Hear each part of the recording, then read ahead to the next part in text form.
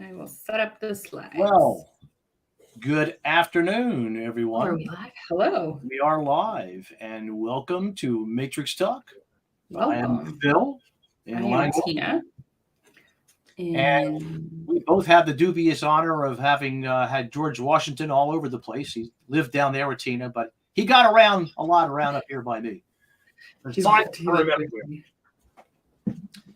Yep. And then we just want you to chat in if you're on live. I see some people are on live today, so that's cool. So please chat in. And for future reference, if you're going to be watching this for psychological flexibility certification and you would like to use this as a CU, you would want to put your name in the chat so that way we would know that you are here, just like George Washington. Because what we're doing today is, well, all week we have been focusing on psychological flexibility training and certification and that kind of thing. So today the title is Advanced Matrix Training for Psychological Flexibility plus Facilitator Certification and Facilitator CEUs. Yeah. And if you want to learn more about that, I think they can just click below, can't they? Yes. Right down there. Down there. You'll find out more about how that works. Pretty simple. Also, all of our way cool resources are you can view down there. Mm-hmm. And the other thing that we have been offering lately, which has been a lot of fun, is if you are interested in joining Kevin and Tina and my merry little band, you can come to a free mastermind meeting. No charge, and come in and hang out with us and see what we do. Yep. Pretty similar to this. Yeah, pretty Hello, similar. Elliot from Utah. Elliot from Utah. Matt. Hi, Matt. Again, Matt. Yeah. Who's up late again. All the way from down under. You know, I wouldn't mind if there was a live Matrix talk late at night when I couldn't sleep. Well, you know, who knows? I wouldn't Maybe mind being someday. Well, you know, who was it? It was Paul. Paul was Paul? going to do the, you know, we have one of our students, Paul Rock, and he was going to do one at night. It was like the Insomniac talk or something like that, right? Yeah. And here's the funny story about that. He wanted to do it because he would be up at night a lot. So as soon as he decided to do it, guess what happened? Insomnia went away.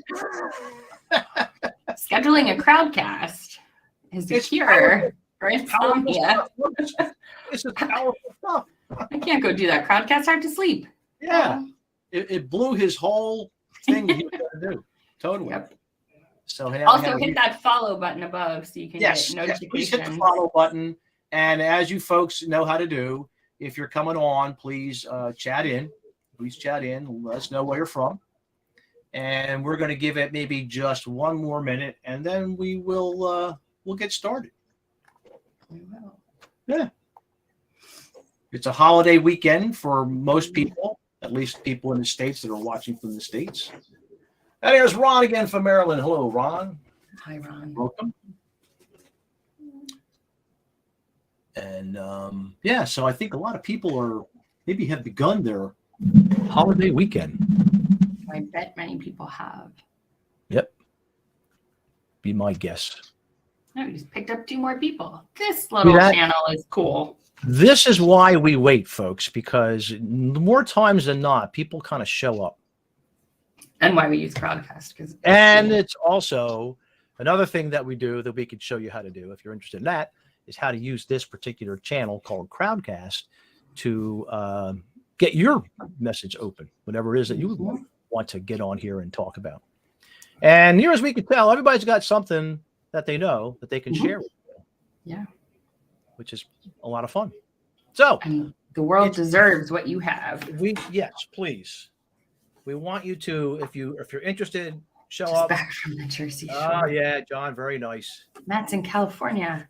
Hi, Matt. California. Okay. Hi, Matt. Earlier time for you. So we are going to get started today, and we'll get started the way we usually get started with our Matrix talk. Is we would like to begin today our advanced act matrix training by basically showing you how we increase our own psychological flexibility. And all we need is somebody to say yes. And we can go from there.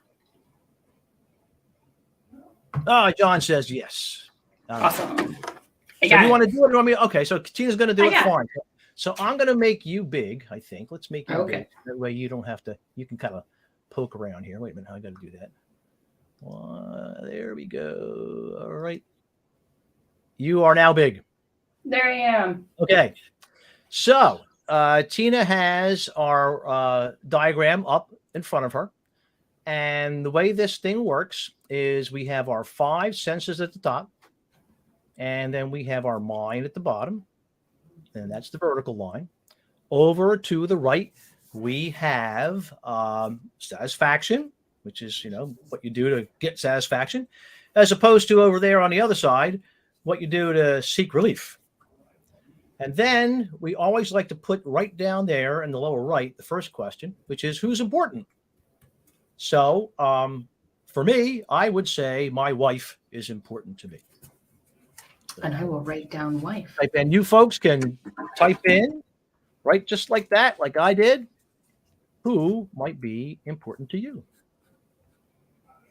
I've got an important husband. I will add that. Cool. Husbands often make the board. How about anybody else on the call? You got some important people out there that you would like to have us put up on the board? And then when you're done, you can go and tell that person that you did that, and extra street cred for you. Look at this. Jennifer says family and friends. John says family. Matt's got his nephews. And Australia Matt has his girlfriends and his friends. Girlfriend, sorry. Don't want to get you in trouble there, Matt. Singular. All right. Cool. So now we just make a list, and we don't want to leave out the family pets, so let's put a dog in there because in Matrix Land, pets are people, and we'll just have that conversation about who's important to you. So now that we've done that, we can slide over to the lower left quadrant, and over in the lower left quadrant, I put the yucky stuff that shows up inside of me, like fear. I don't know about the rest of you, but fear shows up inside of me from time to time. It's yucky. So you got any kind of yucky stuff like fear? John says frustration. All right. How about the Mats? You got any yucky stuff? I got confusion. Oh, man. Ooh, intrusive thoughts. Ooh, yes. Not those welcome ones, those intrusive ones. I have intrusive thoughts that show up like at 3:00 in the morning. That's the favorite time for my intrusive thoughts to arrive. Mine are usually about 6 a.m. and is the baby still alive? Yeah, right. That's mine. Are people still breathing? That kind of thing. Yeah. All right. And anybody else got some yucky stuff? We have fear, we have frustration, we have confusion, we have intrusive thoughts. Ooh, pollution. Ooh, on the inside. Ooh. Self-consciousness. And loads of self-consciousness and embarrassment. All right. A cornucopia.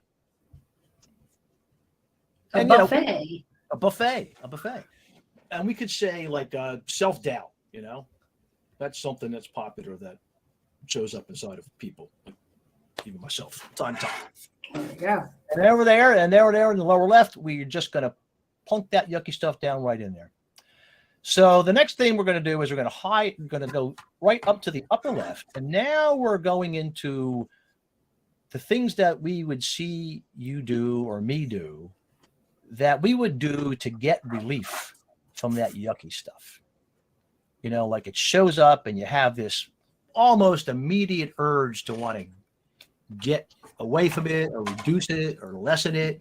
So the thing for fear, you might see me, if fear would show up inside me, and you might see me do this thing called run to reduce my fear. And that would be a relief move from fear.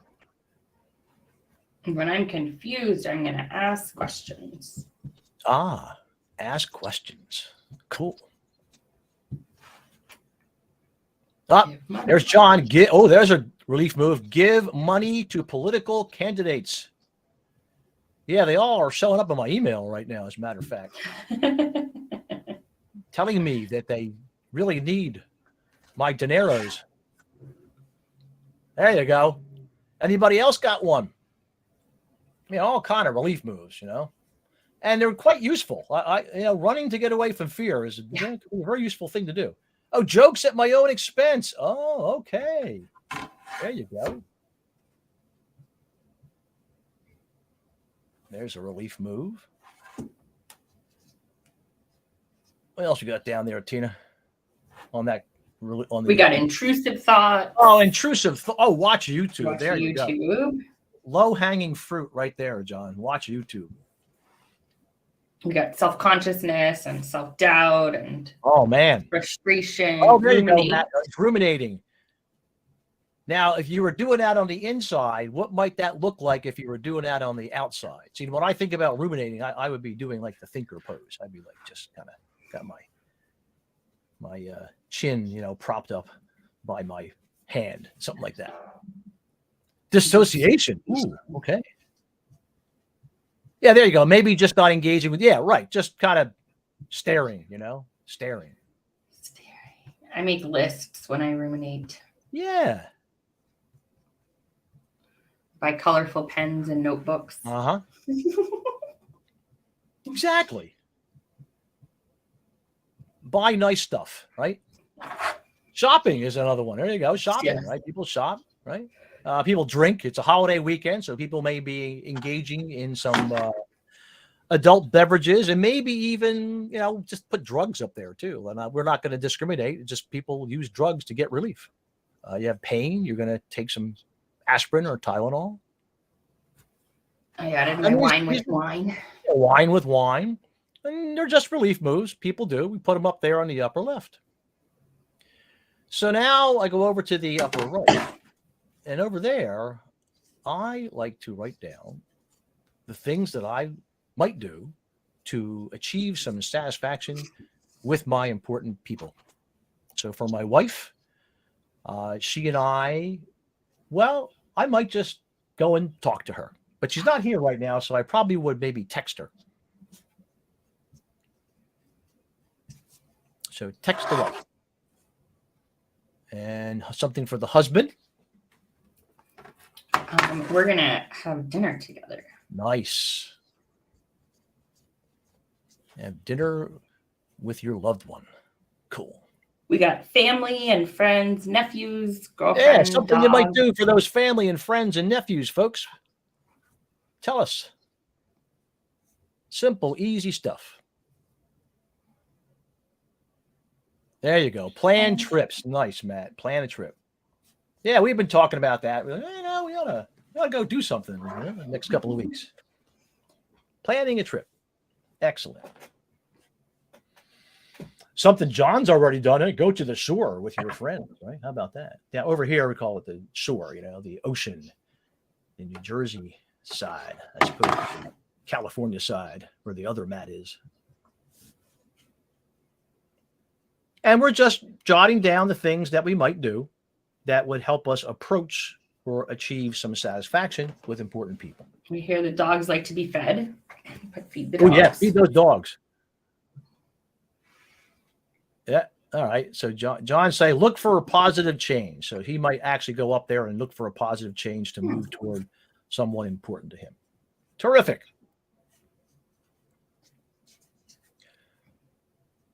So now that we've done that, we're going to go right in the middle. Tina's going to go right in the middle. And we're going to add something to our diagram that makes it a point of view from our perspective. And what we're going to do is we're going to add that word notice. As in, folks, do you think, and I can ask myself this too, might I have the opportunity to notice who's important to me like in the next week or so? And I would say that I would. Anybody else? That's a yes for me. All right. What do you say, Matt and John? Might you have an opportunity to notice your important people? All right. Got a yep from John. Let's hope so. Yeah, there you go. Right. And again, we're saying, might you have the opportunity, right? This is not a have to go do this stuff. This is just, if you have a chance, you might have an opportunity. You might not have an opportunity, which is also fine.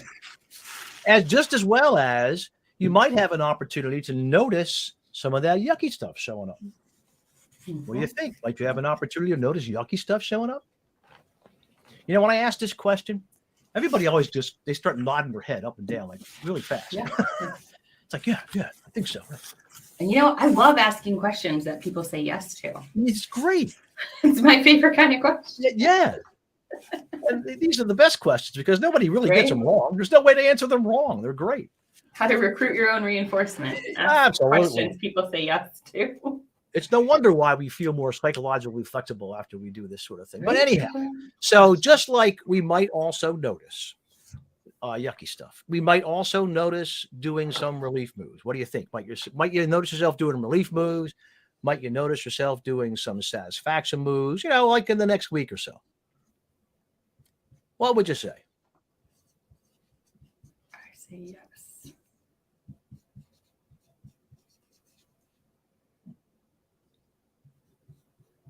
Guess they're pondering. Or maybe we have a okay. So Matt says, all right, good. So the chat's working. All right, that's cool. So yes, there's always more questions. Maybe, well, we don't know about that, but we like to ask questions. So we have just gone through. What did I want? Yeah, What? there you go. Yeah.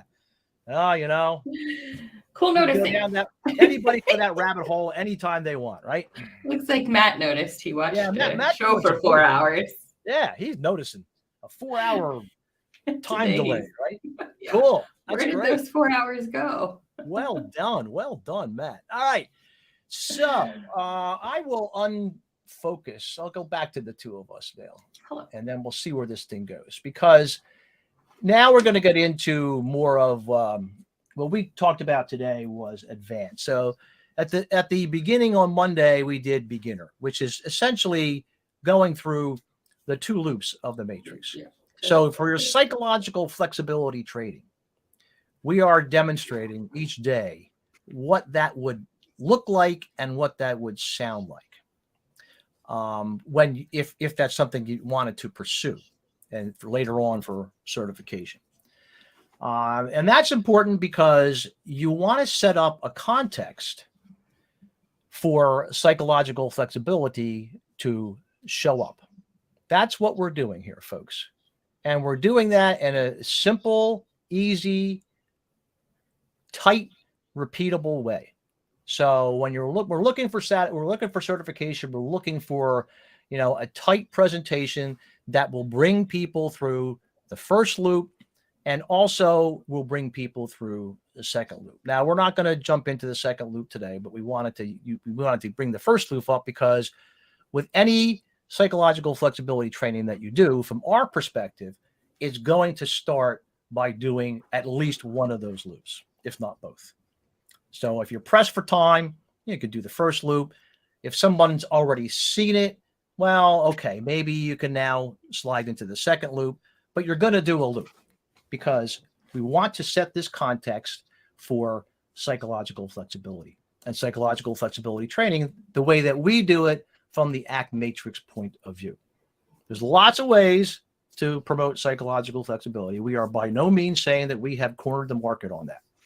But this is what we do, and this is what we would want to see you do if you would like to come and do some training for certification for us. Now, you don't necessarily have to do it this way. You can go off and do it pretty much any way you want. And Tina, you and I have had some experiences this week of people doing it Yes, in interesting sorts of ways, we which have. we may get into at some point. But we'll see where this goes. But to kind of introduce the topic today, what we've just done, and Tina has just shown you with the diagram, is we have just presented to you the philosophy behind the ACT Matrix. That's it, folks. You've just seen the philosophy. And the philosophy is known as functional contextualism. That's what's underneath, or under the hood, as we say, when we talk about working from this point of view. And So now you know a whole lot about functional contextualism. And I bet you didn't see that coming. You've already been here.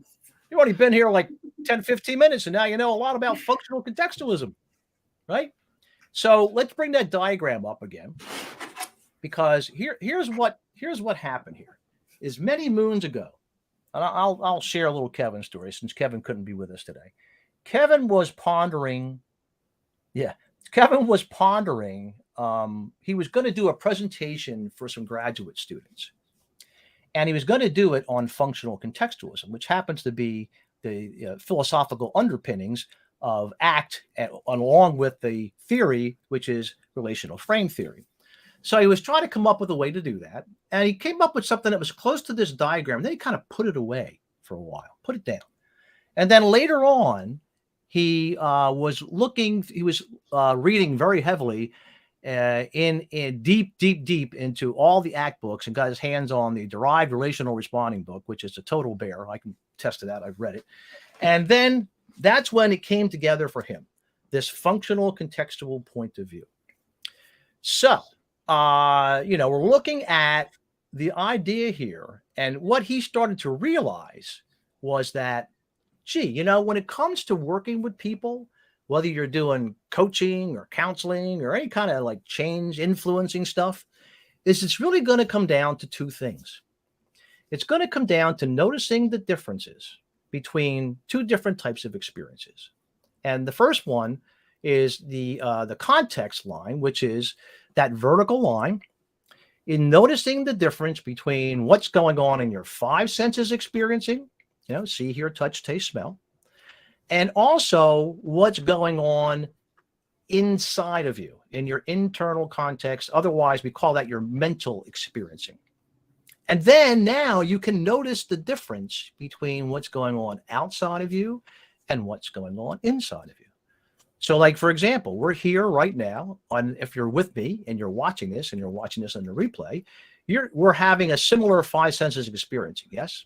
Because if you're watching and you're listening and you're paying attention, we're having that shared five senses experience, let's say. Now, on the inside, however, we have completely different internal mental experiencing going on. I'm where I'm at in Langhorne. Tina's down there, Fairfax, Virginia. John's back from the shore, still in New Jersey.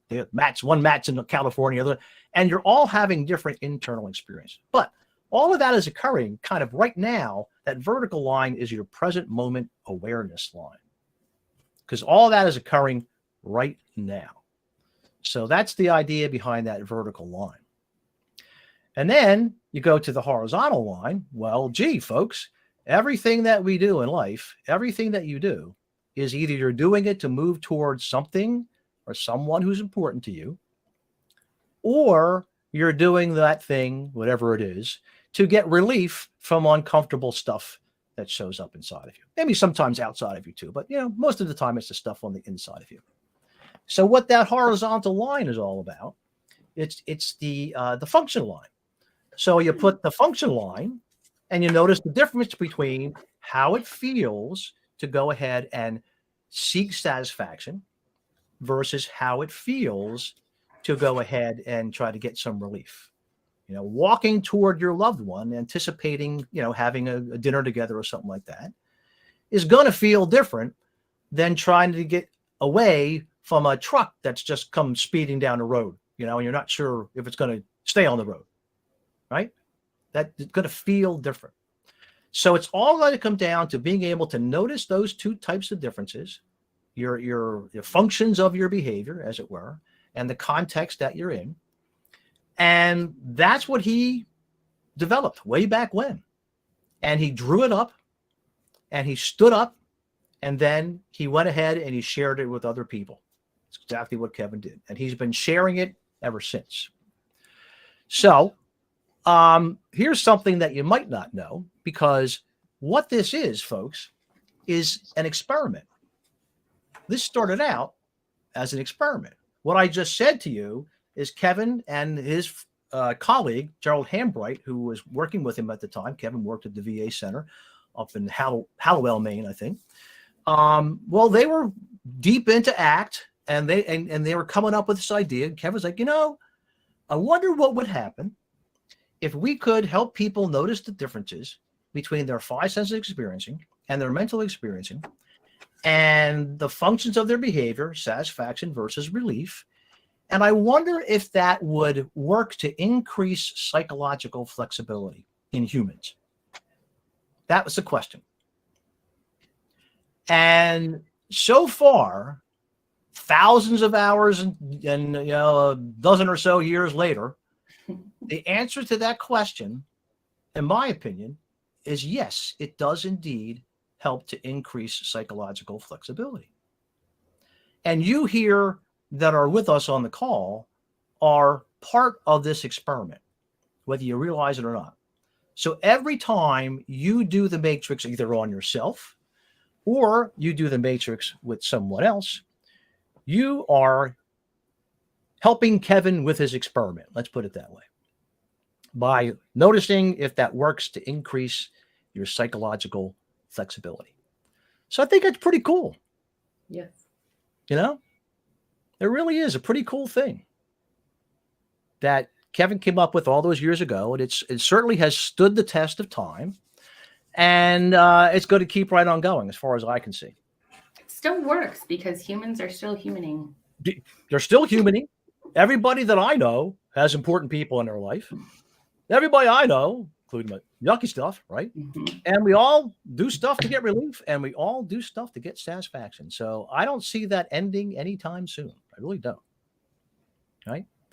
So now let's kind of, Phil would say it's an affective difference as to, yes, it's definitely, and we're talking about noticing how it feels, John, right? So we're very much trying to, and then we're going to get into the RFT thing. We're using the least amount of language to increase psychological flexibility. So it's a feel. It's a feel thing. Just like, when you really get at the higher levels, if you're coaching anybody, if you're coaching a sport or a martial art or anything, it becomes a feel. Baseball, you're feeling your body as it moves, as you throw the ball. You're feeling your hand as you return the tennis serve. It becomes so much a feel thing that you then do this, what we like to call exquisite noticing of how it feels to seek the satisfaction, how it feels to seek the relief. And also it's whatever context you're in, obviously. So, we're looking to do this and promote this psychological flexibility. So, okay. So what is psychological flexibility? Well, when I say that word, psychological flexibility, what shows up at you? What do you notice about that? I'm curious from the people that are on the call. What shows up for you? What shows up? Because this is psychological flexibility training, and obviously we're coming here, so you must want it. Okay, Matt says willingness shows up as a lot of them. Cool. All right, that's cool. Anybody else? Oh, we could even ask Matt, where might you put willingness on the diagram? If you were to put it somewhere on the diagram, where would you put it?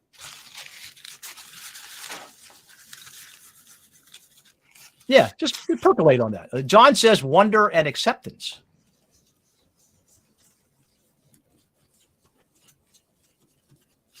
That's cool.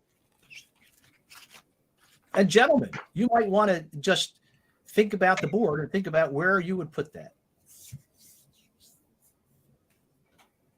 for a memento. Juan says unbothered. Ooh, interesting. Yes. Zen-like state to unbothered, right? What do they say? Equanimity, they say, right? Equanimity. Put willingness at the top left or the top right. Okay, thank you, John. So he's going to put willingness at the top left or the top right. John's doing some discriminating. So you could be willing to do a move to get relief, or you could be willing to do a move to get satisfaction. Interesting. Put it there. There you go. I did it. Cool. Yes. So, just notice what shows up about You're this. welcome. Oh, yeah, right. So let me give you like a more technical, because this is advanced. So I'm going to give you a little technical answer to that question. So psychological flexibility is really, it's the skill of like being in touch with your learning history. Let's put it that way. We'll kind of do some behavioral study while having all access to your available approach and avoidance moves in the moment. And then to be able to adapt or change or persist toward whatever matters to you in that moment. Yeah. That's a really long definition, but I'll tell you, that's right out of our glossary in the Life Coaching Handbook. And it's a way cool definition, right? So we could break that down. Being in touch with your learning history, right? So we're not struggling with it. It's just down there. And we got the word because now we've added that word notice to it, right? We're noticing our learning history showing up, whatever it is. And while we're noticing, we are not chained to a desk. Our feet are not stapled to the floor. We have full access to move wherever we would like to move, right? And then while we're doing that, that ability then to go on and continue to do things or to change direction, like, oh, okay, time to change direction toward whatever it is that matters. So that's what we're setting people up for when we do this work. We're looking to set them up so that the psychological flexibility shows up in them. Okay. And if we can have it show up in us first, then that's going to increase the likelihood that it's going to show up inside of them. And the best way that we know how to do it is to start with this functional contextual point of view. Because what that's going to do, it's going to immediately shift perspectives for people. They're going to look at it and they're going to have what we would call the experience. And then from there, you can go on and apply what is known as workability, which is also part of functional contextualism. And that's kind of like, given who I am, given what's important to me, are my responses working for, the life I want, for what I want to be doing right now, from this psychological flexibility point of view. And that's also part of Kevin's experiment. So that at the end of this experiment, which is really not really an end, but what we'd like to see happen, what we hope that happens, and what we see happen very often, is that it helps people come up with new behaviors that they can now go and try out in the world as they live it. And now Tina's drawing the whole circle around, right? Because it's not just about noticing the differences. It's about noticing the differences for some stated purpose out there. That's also the idea behind functional contextualism, is you state a purpose out front. I like to call it, you plant a flag that you want to move toward, whatever it is. So now you can notice if what you're doing is working to help you approach that, and or if you have to change what you're doing, or perhaps even that destination may change for you along the way. So lots can happen. But when you're looking at things from this functional contextual point of view, that's the way that you're looking at it, because that increases the chances that psychological flexibility will show up, and with it, the opportunity to go out and try new things. And what helps us do that is what we call derived relational responding, which is the RFT part of the ACT Matrix psychological flexibility training. And we'll get over to that in a bit. But I wanted to set that up because what we do, this is what we're doing when we set up, and this is what you're doing when you do psychological flexibility training from the ACT Matrix point of view. You're setting up this context that shifts perspectives for people so they can come into better contact with what's going on outside of them, what's going on inside of them, and where their actions are leading them. And that's why we keep the process simple and easy so that it can be applied in any situation that people find themselves in. And I do mean any. That's the cool thing about this. It's very portable, right, Tina? Yes. Have whiteboard will travel. That's it. That's it. Have whiteboard. Even if just do this, you can just do that, right? 2 fingers, you can do it, right? Or wear a t-shirt. Yeah, here we go. Just like that. You can wear a t-shirt, right? And so now, it really becomes like a philosophy of how you want to live. Like very much so. We've talked about this a lot. Tina and Kevin and I talked about this a lot in the masterminds. We talk about this kind of stuff a lot. And it's a way of looking at life and looking at your relationships and looking at what humans in general do as we move through the world. So, sometimes those satisfaction moves are the things that work. And for the life that I want, sometimes I got to go get myself some relief for the life that I want. Like even 4 hours of watching YouTube. Well, that's 4 hours of watching YouTube, but I'm okay with that. That's good, fine, It's not about this. I must do things. I must maximize all of my time. That's not psychological flexibility. That's not even close. Because we got to do stuff like go to the doctors. We have to get out of the way of buses. We have children that have to be fed. Have to go to the bathroom. Have to go to the bathroom, and children that have to go to swim practice. And now it's summer. So, this is our quest and our target. That is psychological flexibility right in the whole thing. It's all about that. Now, let's get over to Tina had a conversation just the other day. I wanted to maybe have you share that because we often run into people that like to add stuff. And like I said, we are not the Matrix police. We don't, nothing happens if you want to add stuff, right?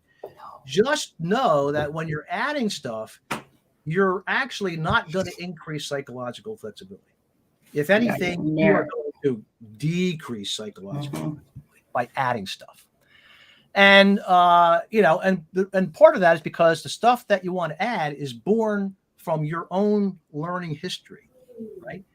And when you're sitting with someone, we're like the blank slate. We're not going to put our stuff in there because it's about you with your act matrix in front of you, which becomes your self-portrait because you're drawing it. We're just facilitating. Tina and I are just the facilitators, or you as the psychological flexibility trainer, you're just a facilitator. You're just the one who's, holding up the mirror, as it will, so people can come into better contact with what they're up to. With them, yep. But Tina had an interesting conversation the other day. We don't have to name any names, but you noticed that there was something that there was some confusion that had showed up. There was a diagram that somebody had created and found, and in the middle where we put notice, which really is this, pretend my paperclip is it's really this, right? The noticing. It's right. Not a flat thing. But this diagram in the middle had the person I want to be. So instead of notice in this very flexible way, the center was like a target, and the question was the person I want to be.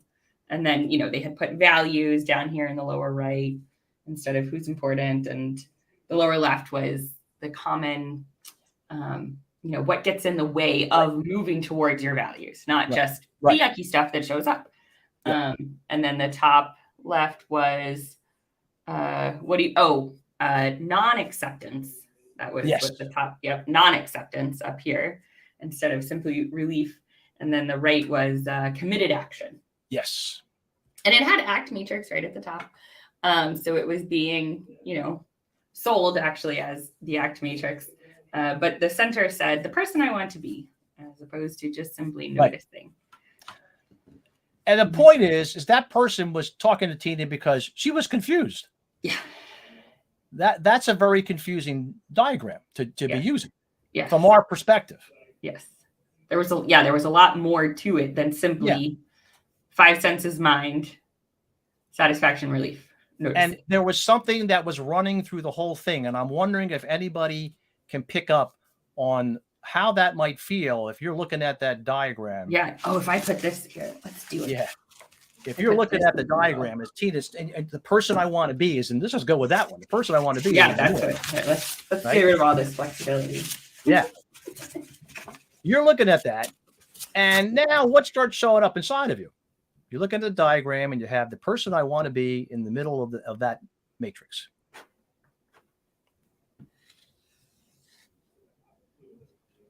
And anybody, just share whatever pops up for you. There you go. Yes, Matt, there we bingo, you hit it. Yep. You hit it. That's his first. It's screaming, right? Well, Yep. yeah, it's a target. That's It's true. a target. It's a target. Yep. Yeah. But now, how does that match up with psychological flexibility training as we have been describing it and training it? Yeah. Does it Does it expand the increase, opportunity for psychological Yeah. flexibility? Yeah.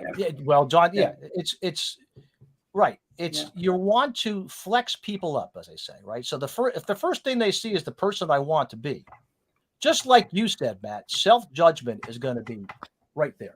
Mm-hmm. Right there. Hi, I'm Tina. Let's talk about the person you want to be. Oh man, I wasn't right. And now psychological flexibility. There you go. Now Yeah. let's talk about your non-acceptance. Yeah. Yep. So, right, the chances that person deriving psychological flexibility from this diagram are they're pretty close to zero. And one of the best lessons I've learned from you and Kevin is that there's kind of 3 things that you can put out there when you're interacting with yourself or with other people. And it's number 1, you can increase flexibility. Yep. And number 2, you can decrease flexibility and really limit and narrow the field of available flexible behaviors. Or you can stay neutral. Yep. Do no harm. Do no harm. Just, do no harm. Right? So, you can increase, you can decrease, or be neutral. And those are the 3 things that I can take into any interaction with myself or other people. Right. And looking at what we're putting out there and what, am I limiting or am I increasing the probability that derived relational responding will occur? Right. So the question comes down to how we know we want to increase psychological flexibility. That is the target of ACT, by the way. The target of ACT is not the person you want to be. No. It never was. Go back and look at the very first book. Even the middle of the Hexaflex has what's in the middle of Hexaflex? Psychological flexibility. In the middle. Yep. That's what's in the middle, right? So that's what we're always going to come back to. Because if we get that going, then the only person that can really do anything about it at their end is the person who's looking at the diagram. Mm-hmm. It's for their psychological flexibility. The cool thing about using the matrix, of course, is that you are also promoting your own psychological flexibility every time you show someone the diagram. So that way it's an appreciation loop as a start. There you go. Right. To me, the first loop, I was doing a training the other day and I made a comparison to walking the bases before a baseball game, just to figure out where the things are. Lay of the land. That way we get to what we did on Wednesday, which was intermediate sorting. Yeah. And where does that go? So starting with one loop sets the playing field or, the course or the map or whatever. Yep. And then we sort into it. Yeah. So, part of this about why we're looking from this point of view is it's going to be a very different point of view from what we have learned and what we usually have been taught all our lives. And I'll just go ahead and say that the other side of that we don't want to have anything to do with is the mechanistic side of things. Yeah. The cause and wrong. Yep. Because that's where now there's that self-judgment that Matt just talks about, which is going to show up in a heartbeat. They're coming in with it, folks. Anybody you're coaching with, there's going to be some of that that's along for the ride. So we don't want to be doing anything that's going to add to that. We're going to work from this functional contextual point of view.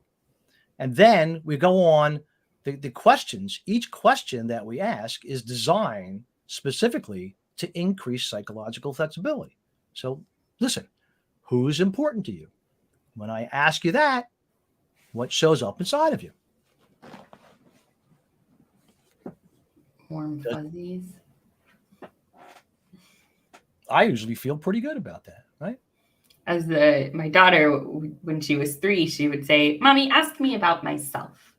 because when I asked who's important, she got to list off all of her friends and Of family, course, which of course. she loved. So we'd get, to the next box and she'd say, go back to asking me about myself. I want to talk about myself. Right. Yeah. People want to do it. Just like that. Everybody likes to talk about themselves. Then the next question, what yucky stuff shows up? Those words are there for a reason. Kevin put them in on purpose. The show up language. Because that's the way it works. It just shows up. Oh, there you go. Right. What shows? And Matt, you might say failure. Right? You might say failure shows up. Yeah, there you go. Yeah. And that shows up also promotes the idea of observer self. Yeah. Because now what we're doing is we're building up the perspective taking right from the beginning. When we start to ask who's important to you, there's a little bit of perspective taking right there, because now you step back and you kind of notice who's important to you. Mm-hmm. The yucky is always lurking and living. Yes. And that's exactly it, John, is we want to slow people down to get them into the experience.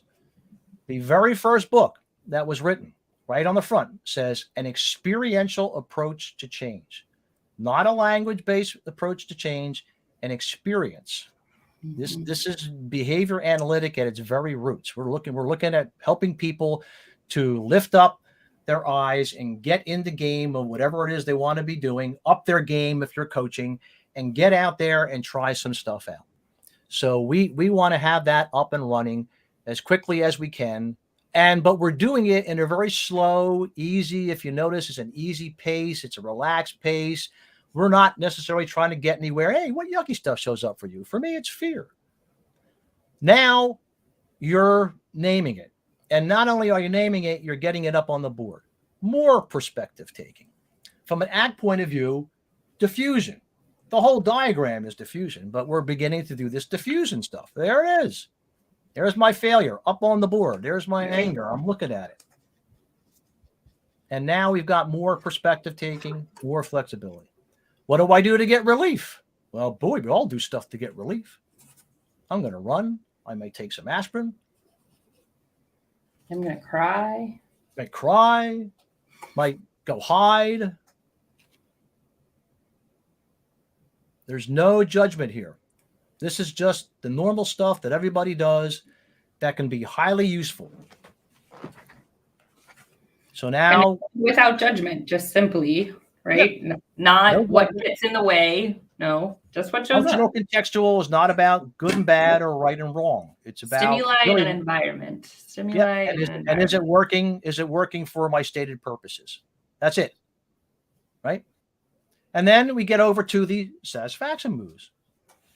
What might I do? And now notice we have this future pacing going on here. What might I do? That's done on purpose too. Because we want people to take this with them. It's not just a matter of you're going to have this experience with me and then you're going to go off and do your thing. It's we want to have this diagram up, run them through that loop so they can experience psychological flexibility. And now they're going to want to get out there and do some noticing, more likely than not. And if they don't notice, that's okay too. Because from this point of view, whatever they do is fine. This is the Mr. Rogers way of dealing with people. I like you just the way you are. You know what I've noticed? With my important stuff, with my yucky stuff, with my relief moves, with my satisfaction moves, I don't need you to do anything. Just be who you are. Right? And there you are. And then you are. Yes. The diagram is in. Yes. Yep. Yes. So now, here, we didn't get to this yet, but let's get to this. So when I asked you before about doing the sorting, I brought that up on purpose because the sorting is really what leads us into the RFT end of things. Okay. So we have that functional contextual point of view that we lay out in the beginning. And then, I like to call it, we activate the diagram, which is people are going to start telling you stuff. Mm-hmm. Right? And now they're going to, as they tell you stuff, we're going to say, what are we going to say, Tina, as they tell me the story of what's going on with them?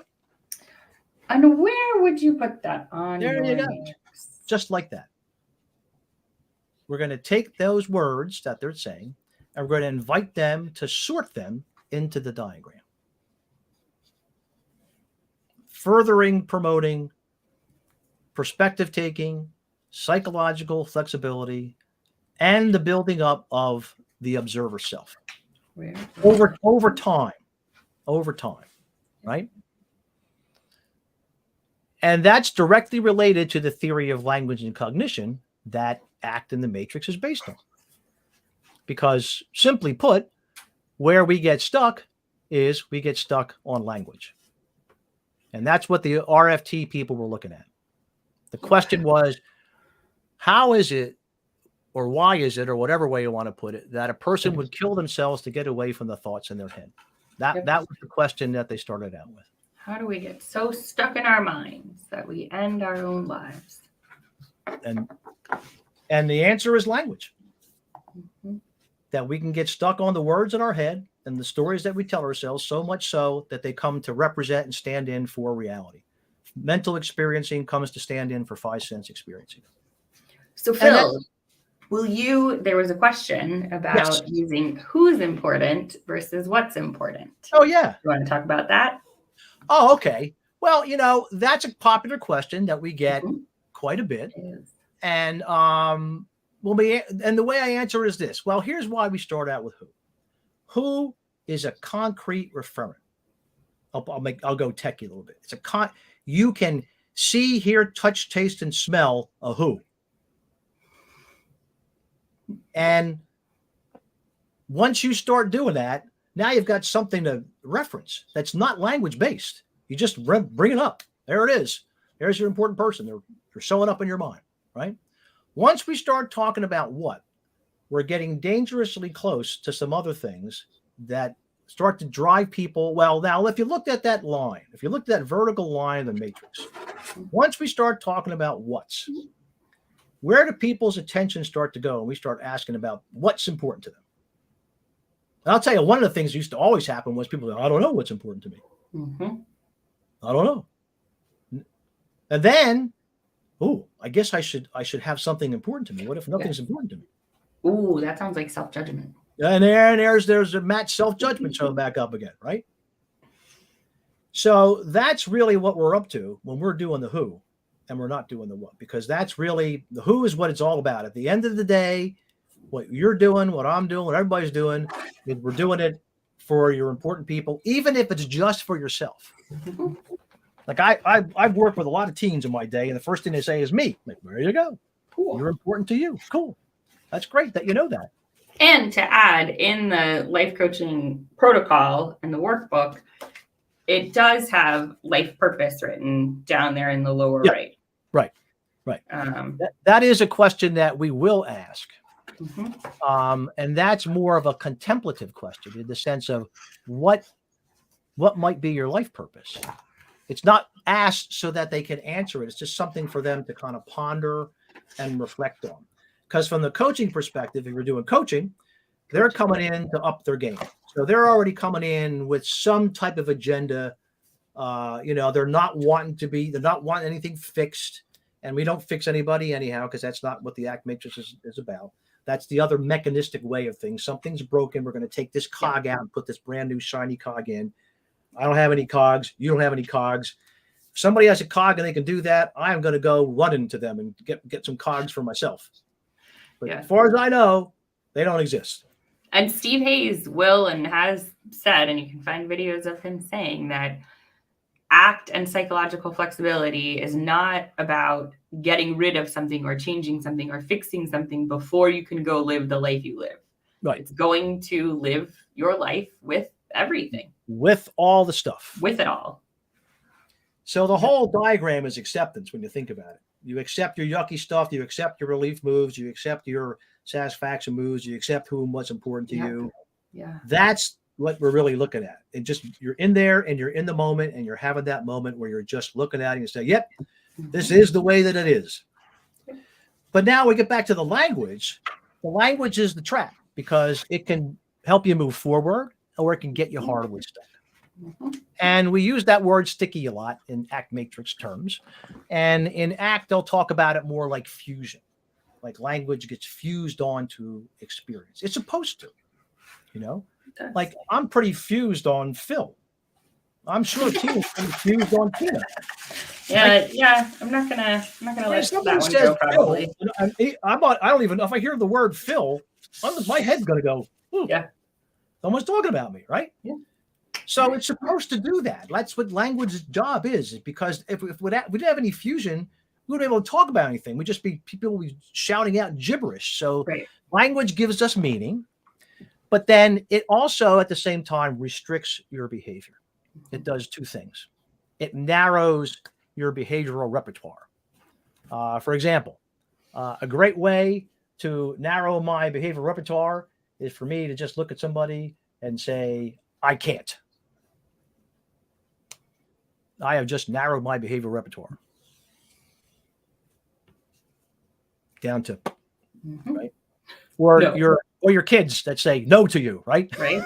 They learn how to narrow their behavioral repertoire, right? Yeah. Or when I say no to my kid. And that can be very workable. So now, just like functional contextualism is a workable theory, RFT is also a workable theory. It's not a right or a wrong theory. It's a workable theory. It's a behavioral accounting of language and cognition that says that we get fused on language and it restricts our behavior. So much so that we begin to, takes the place of the actual five senses experiencing that we could be engaging in. So what we're all about loosening people up. That's really what we do. When you're doing psychological flexibility training, you are loosening people up. So the cool thing about RFT is that kind of shows us how we get stuck, but it didn't stop there. Like a lot of these other language development theories, they all tell you how it happened, but no one tells you how to get out of this thing, right? Like that's great, terrific. Now I know you've explained it to me. I understand it. Now what do I do, right? Well, along comes RFT, and RFT says, well, here's what you do. You're going to add some flexibility. You're going to add experience to whatever's going on with that person. And the way we talk about it here is we add flexible frames. All of ACT writ large is about diffusing off of language by adding a flexible frame, adding an and to whatever's going on. So go all the way back to, can I show you a point of view?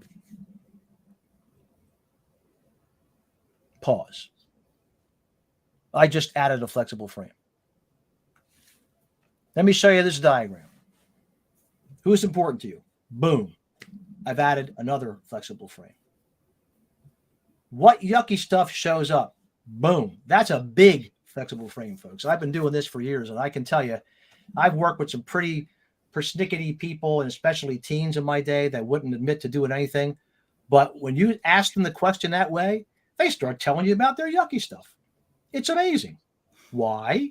Because we've stripped away right or wrong. We've stripped away having them do it. They don't have to tell me, right? It's an invitation. And people are more than willing now, I call it come into contact with that yucky stuff. So all of what we're doing is adding flexibility to the stickiness of the language that people are walking around within themselves as they go through their day and their week and their life. Because there's nothing physically, unless they've had some disability or something but there's nothing physically restricting people. It's that stuff that's in your head. So I think we covered the basics of what I wanted to do today. John says, all narrowing depends on context, how much. Right. Yeah. It's all contextual. So the way that you get psychological flexibility going is you set up a flexible context for people to behave within and have internal experiences within. That's how you do it. And John, for the youth, I made Matrix Mind Stretch. Yeah, there you go, John. This might come in handy for your youngins. We've got characters and poems and animals. Yep. It's way cool. It really is. The poems are really nice. Yep. So we got that going. Oh yeah. So that's down there at the bottom. Pick one up. Tell your school about it. Have them use it too. It's on Amazon too. And Tina also showed you the life coaching workbook, I which did. is We've got the life coaching on our site. That's also on Amazon. We got that going down there too. I had mine spiral bound. Yep. And again, don't forget, click below. Check out the other stuff. If you would like to join us, we would love to have you come along and be part of our team. We meet several times a week, and we have a lot of fun, and we practice ourselves. We can't get enough psychological flexibility, so we're always looking at somebody. I could just sit in a room and do this all day. Pretty much. Just have people show up. I was just at a conference, and I was presenting, and then I exhibited for the rest of the day. And I got to sit behind my exhibit booth all day with my little whiteboard like Tina had. People walk up and they go, "Okay, so what is it you do?" Like, "Oh, I'm glad you asked." Out comes the whiteboard. I mean, it was just so much fun. It was great. You got 2 minutes? All I need is 90 seconds. That's what I said. Yeah. That's it. Yeah. So there you go, folks. That's it. Advanced Act Matrix training for psychological flexibility. And we're off Monday. Off Monday. And we'll be back on Wednesday. Yes. So we will hopefully see you down the road. Yes. Thank you. Tina. Happy 4th. Have a nice weekend. Thank you.